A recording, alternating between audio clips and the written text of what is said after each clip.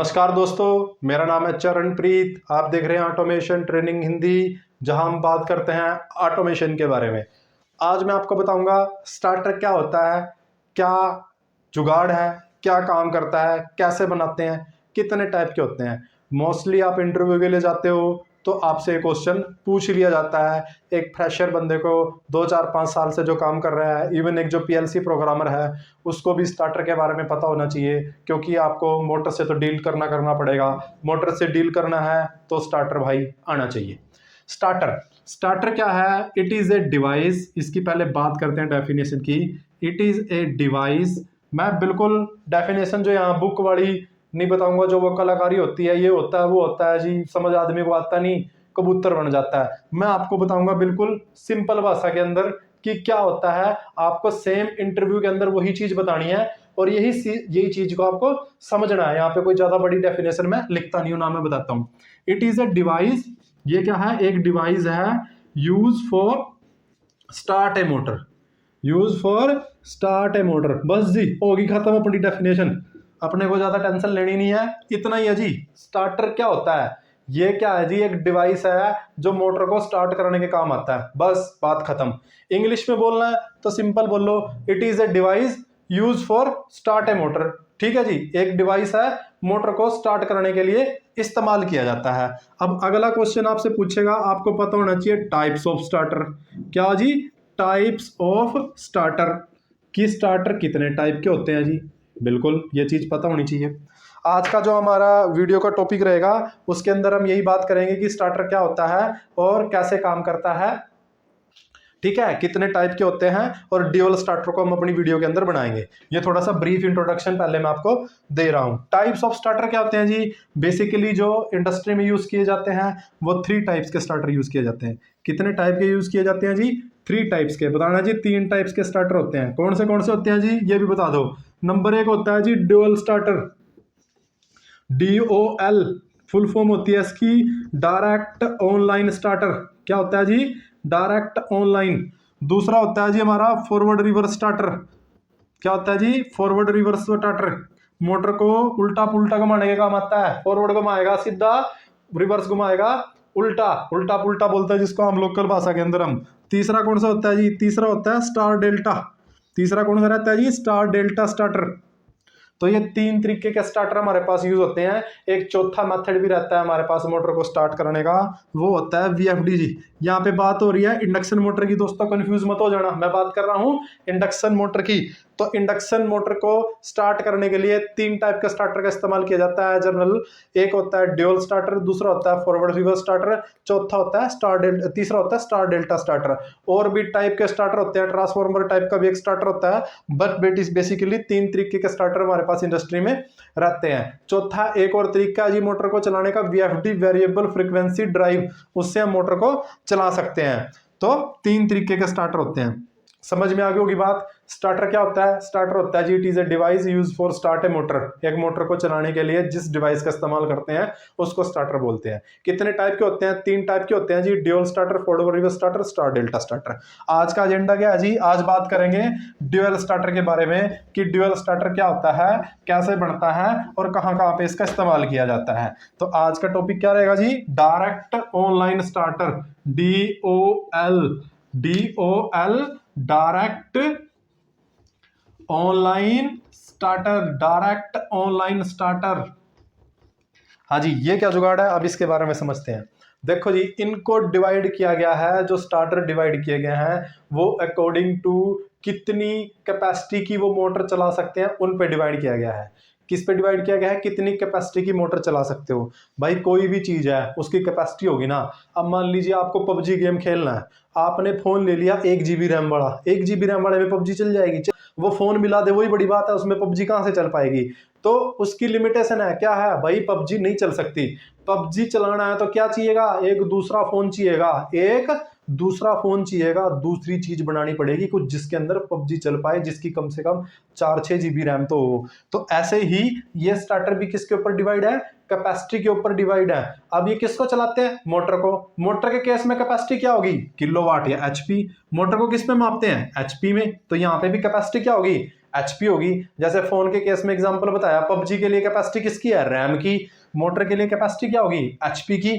तो जो dual starter है वो सिर्फ 5 HP तक की मोटर चला लेता है। जनरली कहां तक यूज करते हैं, 5 HP तक यूज करते हैं। कई बंदे कहते हैं जी 5 HP से ज्यादा भी चला सकते हैं। हाँ जी बिल्कुल चल जाती है, ज्यादा भी चल जाती है। 8 HP तक की भी चला लेते हैं, 10 HP तक की भी चला लेते हैं। बट भाई वो डिपेंड करता है एप्लीकेशन पे कि मोटर को आपने लगाया कहां पे है। किसी ऐसी जगह पे मोटर को आपने लगा रखा है जहां इनिशियल टॉर्क की जरूरत ही नहीं है, मोटर फ्रीली घूमेगी, ज्यादा लोड ही नहीं है मोटर के ऊपर, तो बिल्कुल ड्यूअल से चला सकते हो भी, 8 HP तक के भी चला सकते हो। बट अगर मोटर को लगा दिया किसी ऐसी जगह पे जहां पे इनिशियल टॉर्क की रिक्वायरमेंट है, मोटर पे इनिशियली लोड पड़ेगा, वहां पे फिर ड्यूअल पे चलाओगे तो फेल हो जाएगा सिस्टम, मोटर गर्म होगी, बार बार ट्रिप होगी, चलेगी नहीं सही से। तो जनरली सेफ कहां तक रहता है, 5 HP तक रहता है। बट एप्लीकेशन देख के कि ज्यादा एप्लीकेशन नहीं है, आगे बड़ी पे भी लगा सकते हैं। तो ड्यूअल स्टार्टर की क्या लिमिटेशन है, कहां तक चलेगा जी, 5 HP तक चलेगा। उससे ज्यादा के लिए क्या चाहिए जी, स्टार डेल्टा चाहिए। उससे ज्यादा के लिए चाहिए जी क्या, स्टार डेल्टा। आई होप आपको समझ में आ गया होगी क्या डिफरेंस है। 5 HP तक की मोटर के लिए है जी ड्यूअल स्टार्टर, 5 HP से ज्यादा मोटर चलानी है, ड्यूअल से चलता नहीं, इसलिए बना दिया जी स्टार डेल्टा स्टार्टर। तो डायरेक्ट ऑनलाइन स्टार्टर क्या है, it is a type of starter use for start a motor up to 5 HP, use for start a motor up to 5 HP। ये वो स्टार्टर है जिसको 5 HP तक की मोटर को स्टार्ट करने के लिए इस्तेमाल में किया जाता है। अब भाई अगला क्वेश्चन आपसे पूछेगा, ठीक है जी बता दी रामकहानी, ड्यूअल स्टार्टर क्या होता है, कितने तक का होता है, क्या बना सकते हो, बनाया है कभी, चला सकते हो एक मोटर को, आपको बोलना हाँ जी चला देंगे, बिल्कुल क्यों नहीं चला देंगे। अच्छा जी कैसे बनाओगे, बनाने के लिए सबसे पहले चाहिएगा सामान। सबसे पहले क्या चाहिएगा, सामान, मेटेरियल की रिक्वायरमेंट होगी। क्या क्या होगी वो लिस्ट याद कर लो। एक तो चाहिएगा जी कॉन्टैक्टर, एक चाहिएगा कॉन्टैक्टर 3 फेज का, कॉन्टैक्टर चाहिएगा जी 3 फेज का पावर कॉन्टैक्टर। दूसरा क्या चाहिएगा जी, दूसरी चाहिएगी जी OLR, ओवरलोड रिले, मोटर की सेफ्टी के लिए क्या चाहिएगी जी, OLR चाहिएगी। तीसरा क्या चाहिएगा जी, बटन चाहिएगा जी, एक पुश बटन। क्या चाहिएगा जी, पुश बटन चाहिएगा। किस लिए चाहिएगा पुश बटन जी, पुश बटन चाहिएगा जी हमें हमारी जो मोटर है उसको स्टार्ट और स्टॉप करने के लिए। पुश बटन किसके लिए चाहिएगा, मोटर को स्टार्ट और स्टॉप करने के लिए। और क्या चाहिएगा जी, एक इमरजेंसी बटन चाहिएगा। क्या चाहिएगा जी, एक इमरजेंसी बटन चाहिएगा जिससे मैं मोटर को इमरजेंसी के अंदर रोक पाऊं। तो इस सारे सामान की हमें ड्यूअल स्टार्टर को बनाने के लिए जरूरत पड़ेगी। पांचवा सामान एक और चाहिएगा जी, इंडिकेटर चाहिए। पांचवा क्या चाहिएगा जी, एक और इंडिकेटर चाहिए। क्या कर सकते हैं, अपना ड्यूअल स्टार्टर बना सकते हैं जी। ठीक है, अब ड्यूअल स्टार्टर बनेगा कैसे जी, ड्यूअल स्टार्टर बनाने के लिए दो चीज होंगी। ड्यूअल स्टार्टर बनाने के लिए क्या होंगी जी, दो चीज होंगी। एक तो होगा जी कंट्रोल डायग्राम, एक क्या होगा जी, कंट्रोल डायग्राम। दूसरा क्या होगा जी, पावर डायग्राम। कंट्रोल डायग्राम के अंदर क्या होगा जी, कंट्रोल डायग्राम के अंदर कंट्रोलिंग दिखाई जाएगी कि कैसे कंट्रोल सर्किट मेरा होगा। पावर डायग्राम के अंदर जो 3 फेज मेरी सप्लाई होगी उसका डिस्ट्रीब्यूशन दिखाया जाएगा कि 3 फेज की सप्लाई कैसे जाएगी। कंट्रोल के अंदर दिखाएंगे कि जो एक कॉन्टैक्टर है इसकी कंट्रोलिंग कैसे होगी, मतलब कंट्रोलिंग का मतलब इसका नियंत्रण कैसे होगा, इसका लॉजिक क्या होगा। उस लॉजिक को कहां देखेंगे, कंट्रोल डायग्राम के अंदर देखेंगे। पावर डायग्राम के अंदर क्या देखेंगे, पावर डायग्राम के अंदर देखेंगे कि जो मेरी 3 फेज का डिस्ट्रीब्यूशन होगा कॉन्टैक्टर से MCB OLR से होती हुई कैसे मेरी 3 फेज सप्लाई जो है मेरी वो जाएगी। अब सबसे पहले बनाते हैं जी कंट्रोल डायग्राम। कंट्रोल डायग्राम बनाने के लिए इसमें सिंगल लाइन डायग्राम भी बनता है। हम किसकी फॉर्म में बनाएंगे, इसको ड्राइंग की फॉर्म में बनाएंगे कि कैसे इसकी ड्राइंग बनेगी। तो यहाँ पे मैं 2 लाइन ले लूंगा, ये ड्राइंग बनाने का तरीका रहता है, यहाँ पे लाइन और यहाँ पे न्यूट्रल। सबसे पहले एक इमरजेंसी स्विच लगाएंगे मेन लाइन के ऊपर अपना, ठीक है जी। सबसे पहले क्या लगाएंगे, इमरजेंसी स्विच लगाएंगे मेन लाइन के ऊपर। उसके बाद यहाँ से एक लाइन उठाएंगे और एक स्टॉप बटन दे देंगे। क्या दे देंगे जी, स्टॉप बटन। स्टॉप बटन में क्या होगा, एक NC एलिमेंट होगा पुश बटन का, एक पुश बटन होगा जिसके पीछे एक NC एलिमेंट लगा होगा। उसके बाद यहाँ पे स्टार्ट बटन दे देंगे जी 3 और 4 से। एक NO एलिमेंट होगा पुश बटन के पीछे लगा हुआ, ये क्या होगा जी, मेरा स्टार्ट बटन होगा। उसके बाद यहाँ पे इंटरलॉकिंग देंगे जी OLR की, OLR का दे देंगे NC 21 और 22 नंबर रहता है। उसके बाद यहाँ पे लगाएंगे K1 कॉन्टैक्टर की कोयल, यहाँ पे क्या लगाएंगे जी, K1 कॉन्टैक्टर की कोयल। और इसको दे देंगे जी ओल्डिंग यहाँ से, K1 को क्या दे देंगे जी, होल्डिंग दे देंगे 13 और 14 से, इसके बाद यहाँ से। समझ में आ गया जी। ये है इमरजेंसी। इस बटन को जैसे ही दबाऊंगा स्टार्ट वाले को, यहाँ से सप्लाई होते हुए K1 पे जाएगी, K1 क्या हो जाएगा, ओल्ड हो जाएगा, K1 कॉन्टेक्टर चल जाएगा। जैसे ही इमरजेंसी को हटाऊंगा यहाँ से लाइन कट जाएगी, K1 कॉन्टेक्टर बंद हो जाएगा।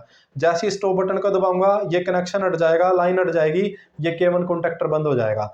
जैसे ही ये जो NC है OLR का, ये तब NO बनेगा जब जो मैंने OLR के ऊपर रेटिंग सेट कर रखी होगी, मान लीजिए मैंने 5 एम्पियर सेट कर रखा है और मोटर 5 एम्पियर से ज्यादा करंट लेगी, तो ये NC क्या बन जाएगा, NO बन जाएगा, और सेफ्टी पॉइंट ऑफ व्यू से मोटर क्या हो जाएगी, बंद हो जाएगी, और हमें OLR को फिर रीसेट करना पड़ेगा चलाने के लिए दोबारा से इसको।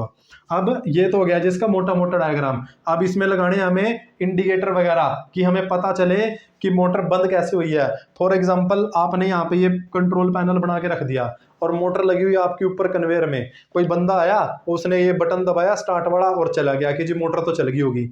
अब वो ऊपर तो देख नहीं सकता चढ़ के कि मोटर चली है नहीं चली है, और मोटर एक्चुअल में चली नहीं, और वो तो बटन दबा के चला गया। अब वो 2 घंटे बाद आया, बोले जी मोटर तो चली ही नहीं, पता ही नहीं चला। उस चीज से बचने के लिए क्या लगाते हैं, इंडिकेटर लगाते हैं। तो हम इस K1 कॉन्टेक्टर से क्या लगा देंगे, इसके NO से एक इंडिकेटर चला लेंगे कि अगले बंदे को पता चल जाए भाई अगर बटन दबाया है, स्टार्ट बटन दबाएगा तो K1 कॉन्टेक्टर होल्ड होगा, K1 कॉन्टेक्टर नो होल्ड होगा तो ये NO क्या बन जाएगा, NC बन जाएगा, और ये ग्रीन कलर का इंडिकेटर जल जाएगा। ये ग्रीन कलर का इंडिकेटर जल जाएगा, उससे कंफर्म हो जाएगा कि कॉन्टेक्टर ऑन हो गया तो मोटर चल गई होगी। अब दूसरा इंडिकेटर हम लगा देंगे इसके NC से K1 के, किसके लिए, स्टॉप के लिए, कि अगर ये बंद है तो उसको दूर से ही पता चल जाए, रेड कलर का जलता रहे कि जब ये K1 कॉन्टेक्टर बंद है तो इस NC से ये रेड कलर का इंडिकेटर जलता रहेगा, तो पता चलता रहेगा कि मोटर बंद है। अब एक केस और बन सकता है, ये ओवरलोड रिले ट्रिप होगी और यहाँ पे ये ओपन हुआ कॉन्टैक्ट है और ये रेड कलर का जल रहा है, ये रेड कलर का इंडिकेटर जल रहा है क्योंकि ये कॉन्टैक्टर क्या है, बंद है। अब बंदा आया, बंदा ये स्टार्ट बटन दबा रहा है, बंदा इस स्टार्ट बटन को दबा रहा है, बट K1 कॉन्टैक्टर ऑन ही नहीं हो रहा। क्यों, क्योंकि आगे OLR तो ट्रिप हुई पड़ी है, ओपन कॉन्टैक्ट है, ये सप्लाई जाने नहीं दे रहा। अब वो देख रहा है यार बटन दबा रहा हूँ, इंडिकेटर जल नहीं रहा, ये मोटर तो ऑन नहीं हो रही। इस चीज से बचने के लिए हमें क्या करना पड़ेगा, एक और इंटरफेसिंग डालनी पड़ेगी। जो OLR का NC है, जो OLR का NC है 23 और 24 नंबर, उससे मैं एक इंडिकेटर जला दूंगा येलो कलर का, जिसपे मैं लिख दूंगा ट्रिप, जिसपे मैं क्या लिख दूंगा, ट्रिप, और इस पे लिख दूंगा स्टॉप, इस पे लिख दूंगा स्टार्ट, जिससे येलो कलर जलता रहेगा तो बंदे को पता चल जाएगा भाई ओवरलोड ट्रिप हो रखी है। पहले तो मोटर को चेक करो कि मोटर ने ज्यादा लोड क्यों लिया, अगर सब कुछ सही है, वैसे ही हो गया ये कोई माल फंक्शनिंग, तो इसको रीसेट कर दो और चला लो। और अगर कुछ गड़बड़ है तो पहले उस गड़बड़ को ठीक करो, उसके बाद ओवरलोड रिले को रीसेट करो और फिर इसको चलाओ। तो ये तो था कंट्रोल डायग्राम ड्यूअल स्टार्टर का, कि कंट्रोल डायग्राम कैसे बनेगा।